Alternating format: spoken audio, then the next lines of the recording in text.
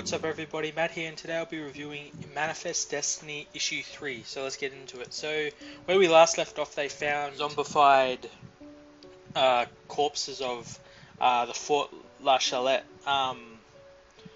that had been like taken over by like this weird growth thing, and most of this comic is actually devoted to them fending themselves off from these weird zombie creatures. And we find out that like when you cut off like a limb of them, like one of them gets its hand cut off, it starts like growing like weird tentacle legs and stuff, and you've got to kill it with fire. Anyway, they get the Lewis and Clark expedition gets confronted by a bunch of I guess survivors of the fort who know how to kill all these things and everything. They get then taken back to like an old hut thing they had and sort of told the story about what happened. People started falling sick, and they then started getting this weird growth, and they could peel the skin off and it'd be like moss and dirt and shit under it, and then they ended up turning into zombies and like eating everyone in the whole place.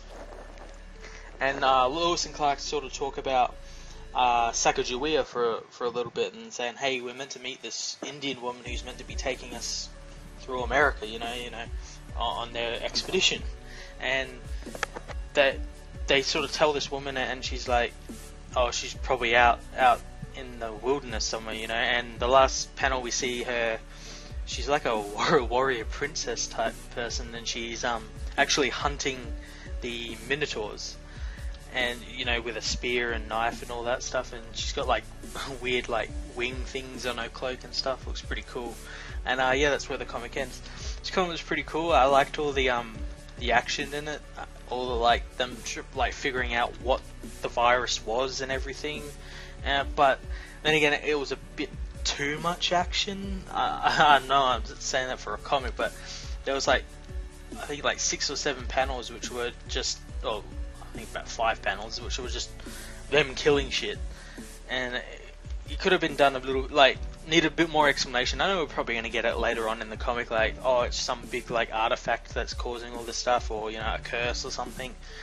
But it'd be interesting to see where it goes. And I like their take on Sacagawea. She's like this warrior woman who's hunting the buffalo senator things. And yeah, I'm interested to see where it goes. I'm going to give this comic a 9 out of 10.